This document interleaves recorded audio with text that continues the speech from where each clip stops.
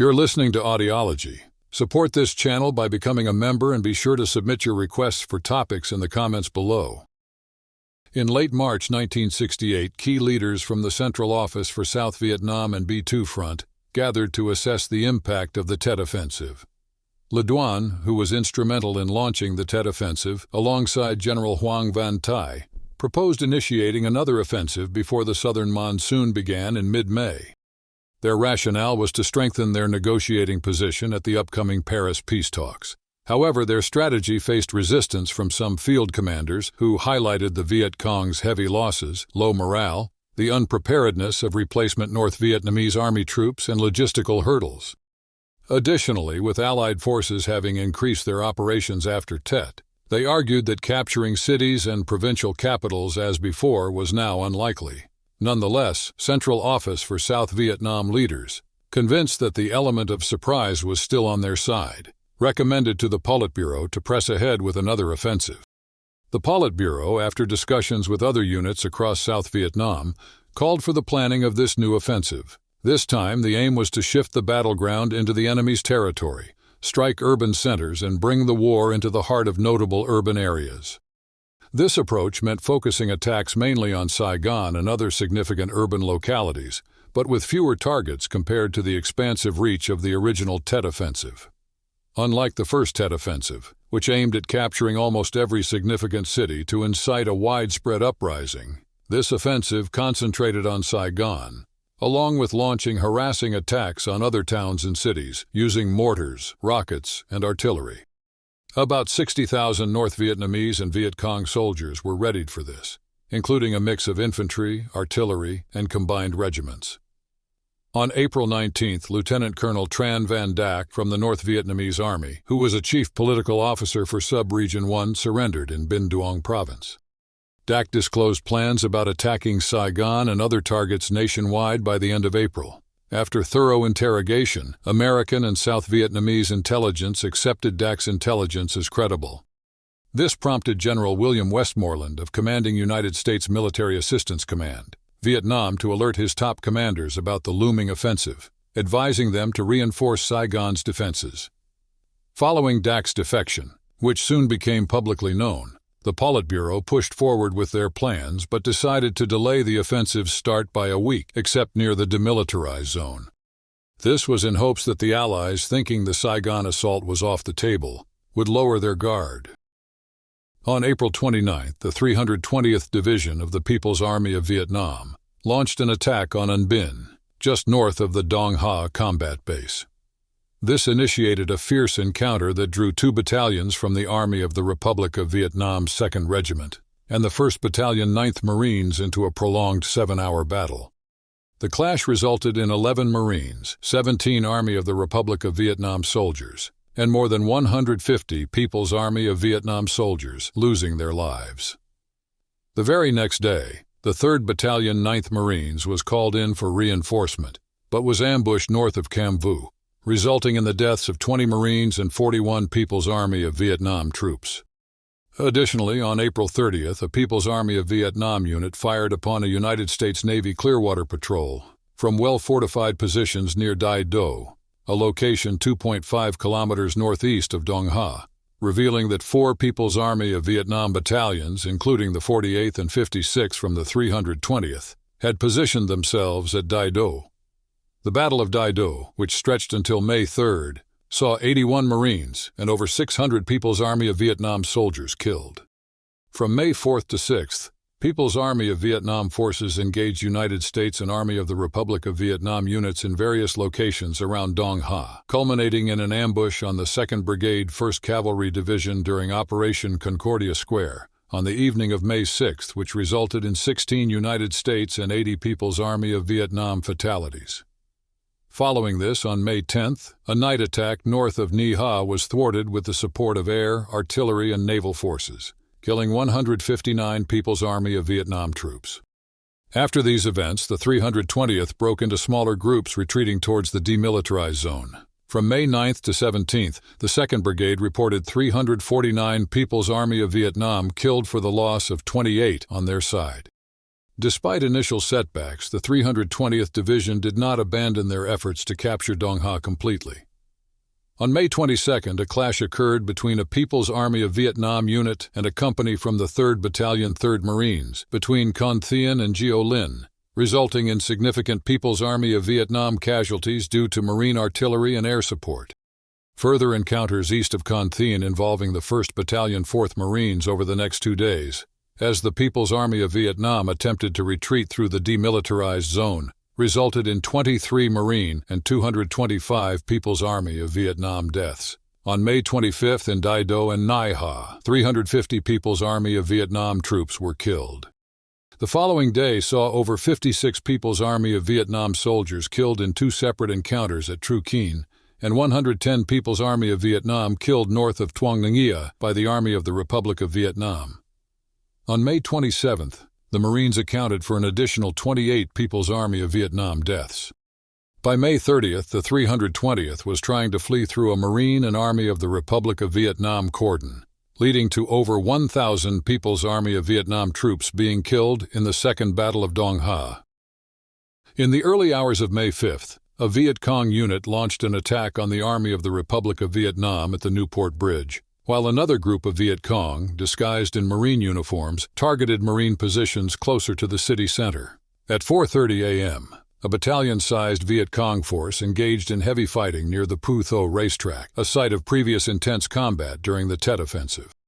Later that morning, Army of the Republic of Vietnam airborne troops encountered Viet Cong forces to the north of Tan Son Nhut Air Base. Following this, 2 battalions from the Viet Cong 271st Regiment and then another regiment attacked the Army of the Republic of Vietnam 5th Ranger Group's sector in Cholon, using a variety of weapons in an attempt to capture the 6th Police Precinct. The 30th Ranger Battalion faced rigorous combat close to the Phu Tho racetrack, but managed to slow down the Viet Cong with support from artillery and helicopters. Despite their efforts, the battle raged into the afternoon, even requiring support from UH-1 Huey helicopter gunships. One of these helicopters was hit by Viet Cong fire and crashed, although the crew made it out safely. On May 6th, the 3rd Squadron, 4th Cavalry Regiment engaged with a Viet Cong force near the village of Ap Hoa Tan, on Saigon's western edge. The 30th and 33rd Ranger Battalions, alongside United States Cavalry forces, attacked a hamlet west of the racetrack, but had to retreat due to heavy resistance. After calling in air and artillery strikes, they found over 200 Viet Cong dead the following morning. Similarly, a unit from the 199th Light Infantry Brigade battled Viet Cong forces in another hamlet over 3 days, eventually overcoming concrete reinforced bunkers with delayed fuse bombs.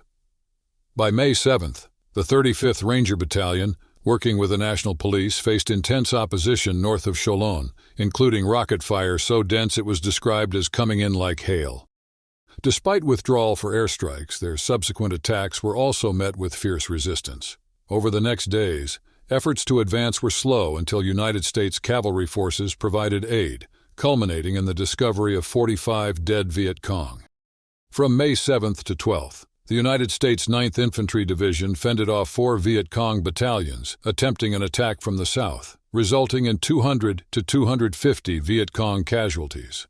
Meanwhile, other Ranger units continued to sweep areas, finding enemy casualties and supplies. On May 12th, Viet Cong sappers damaged the Newport Bridge severely, but by 4 a.m. they had retreated. Subsequent sweeps by the Rangers in the surrounding areas located more dead and weapons. Between May 5th and 13th, Viet Cong casualties around Saigon amounted to 3,058 dead and 221 captured. Army of the Republic of Vietnam suffered 90 dead and 16 missing, while United States losses were 76 dead and 1 missing. Following this, Viet Cong People's Army of Vietnam forces retreating from Saigon engaged the 1st Australian Task Force in the Battle of Coral Balmoral, lasting from May 12th to June 6th. The second phase of the conflict commenced on the night between May 24th and May 25th, when battalions from the Dong Nai and 1st Quiet Thang regiments moved into Gia Dinh City, located between Go Vap District and downtown Saigon. Despite each battalion having only 80 to 100 soldiers, their mission was ambitious. They aimed to capture the town's main police station, seize 2 key bridges into downtown Saigon, and take control of the city's broadcast stations. However, almost as soon as they arrived, they were met with fierce resistance from the South Vietnamese 1st and 6th Marine Battalions. Additional forces, including regional forces and national police, backed by airborne units, quickly encircled the suburb. On the first day alone, the attackers suffered significant losses, including key leaders. In the days that followed, the capture or killing of their troops continued, ultimately diminishing their force to a mere 100 men, including the wounded who could still fight. The push towards Saigon from the west began late on May 26, with the 273rd Regiment and its allied battalions advancing towards Phu Lam. The initial clash was heavy, with South Vietnamese and American forces managing to inflict substantial casualties on the attacking battalions, killing over 200. As battles raged around Phu Lam, additional Ranger and Marine units joined, further pressuring the attackers with significant Viet Cong casualties. However, the Viet Cong demonstrated tenacity, with around 200 of their soldiers managing to infiltrate Cholon despite efforts to repel them. The National Police initially led the effort to root them out, but as the Viet Cong proved elusive, moving through hidden passages and sewers, the mission intensified. It culminated with a tragic friendly fire incident involving a helicopter gunship mistakenly hitting a South Vietnamese command post, resulting in the deaths of several high-ranking officials. This incident sparked rumors of political conspiracy, though it was officially attributed to a mechanical fault. By the end of these concerted efforts in early June, the encounter in Cholon whittled down to the last Viet Cong holdouts being either killed or captured, with significant losses for the Viet Cong commanders. Meanwhile, the broader conflict between late May and mid-June saw the Viet Cong suffer heavy casualties, while South Vietnamese forces experienced relatively fewer losses. On June 18, in a significant turn of events, 152 members of the Viet Cong Quoc Thanh Regiment surrendered to the Army of the Republic of Vietnam, marking the largest such surrender in the war. In late April, General William B. Rawson, who was in charge of the 1st Field Force in Vietnam, gave an order to General Olinto M. Barsanti of the 101st Airborne Division. He directed him to position his troops to protect Hue from a potential assault. General Barsanti then instructed his 2nd Brigade to relocate from the hills west of Hue to the flat areas surrounding the city. On April 28, the Army of the Republic of Vietnam's 1st Division's top unit, the Hac Bao Company, discovered the 8th Battalion of the 90th Regiment in the small fishing village of Phuoc Yen, which is about 6 kilometers northwest of Hue. Soldiers from the 1st and 2nd Battalions of the 501st Infantry Regiment encircled the village and over a fierce 4-day battle decimated the battalion. The North Vietnamese Army suffered 309 fatalities, including all their senior officers, and 104 were captured. On May 2nd, a report from a regional force company indicated that North Vietnamese Army forces were present in the village of Bon Tri, 6 kilometers west of Hue, previously utilized as a supply point during the Battle of Hue.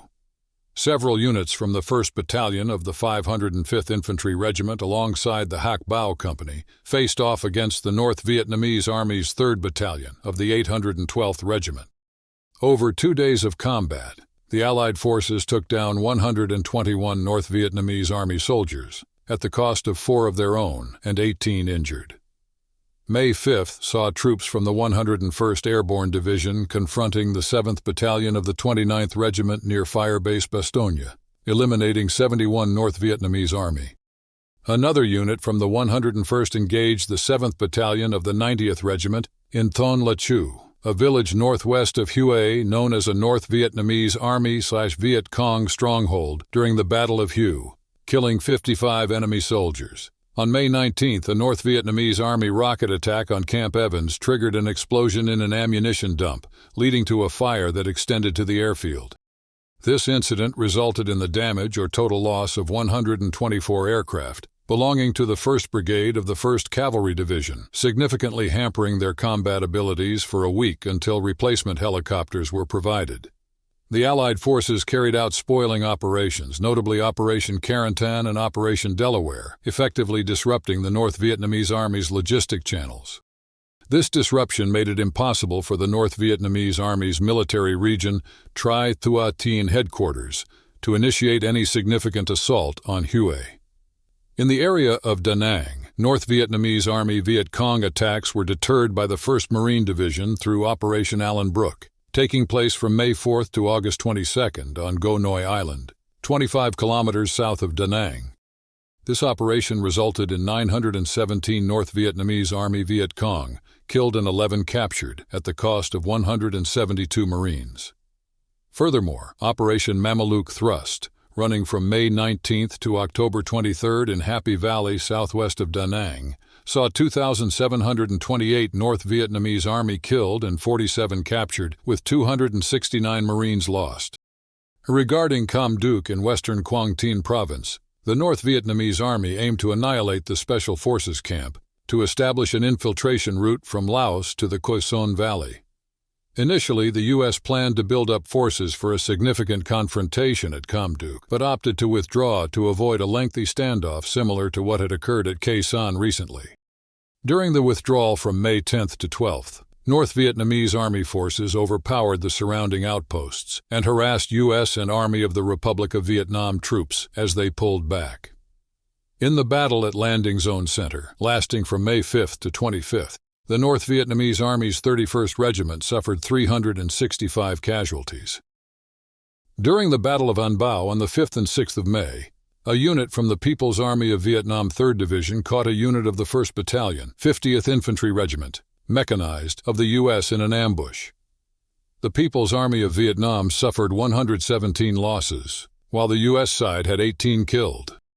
On May 10th, the People's Army of Vietnam's 2nd Regiment was spotted near the small hamlet of Trung Hoi, to the west of Landing Zone Uplift.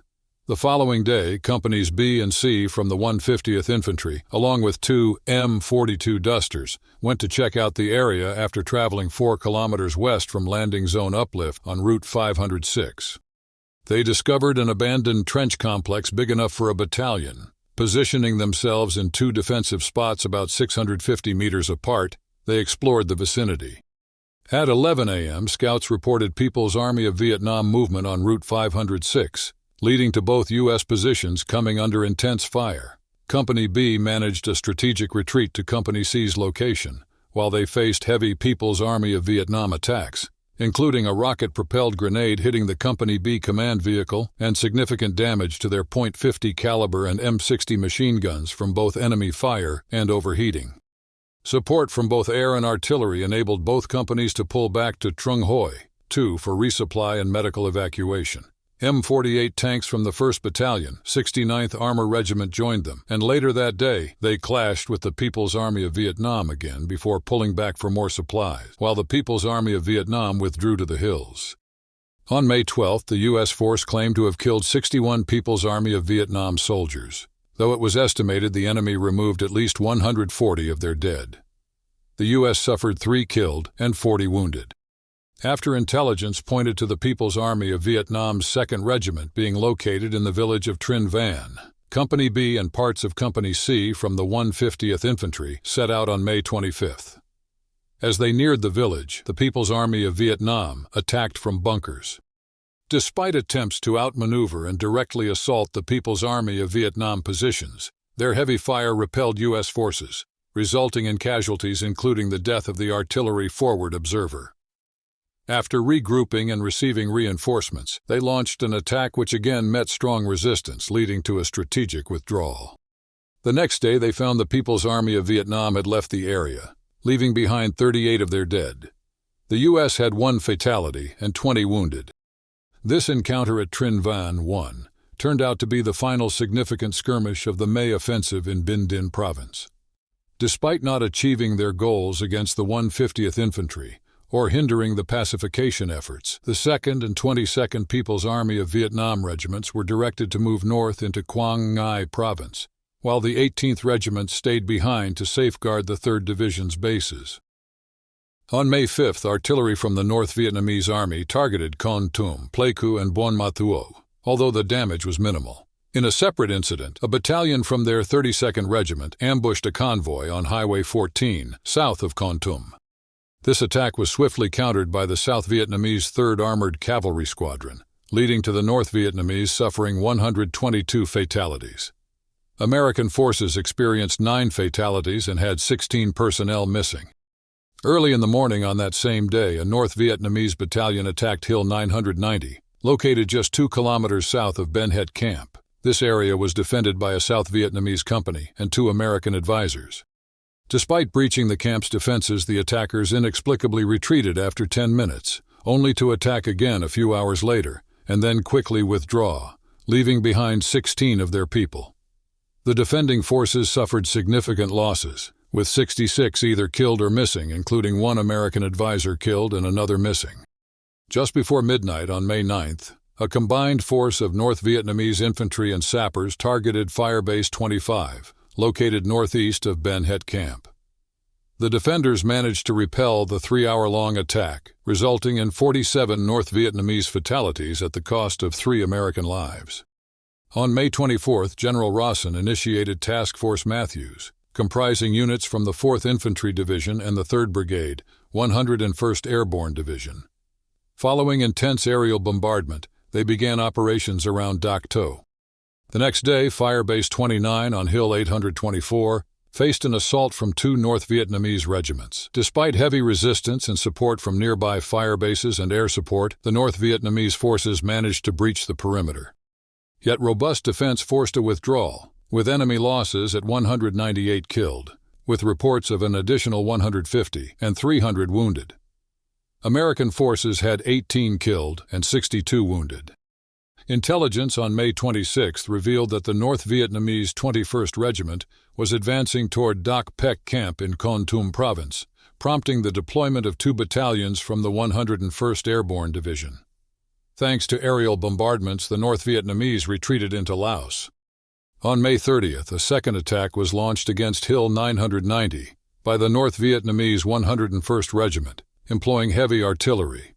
However, the defenders managed to repel this assault, inflicting substantial losses on the attackers and experiencing 7 fatalities and 56 wounded themselves. The second battle for Hill 990 concluded the May Offensive in Kon Tum Province. Despite continued searches by Task Force Matthews, it became clear that the North Vietnamese had withdrawn into Laos, leading to the disbandment of Task Force Matthews by June 12.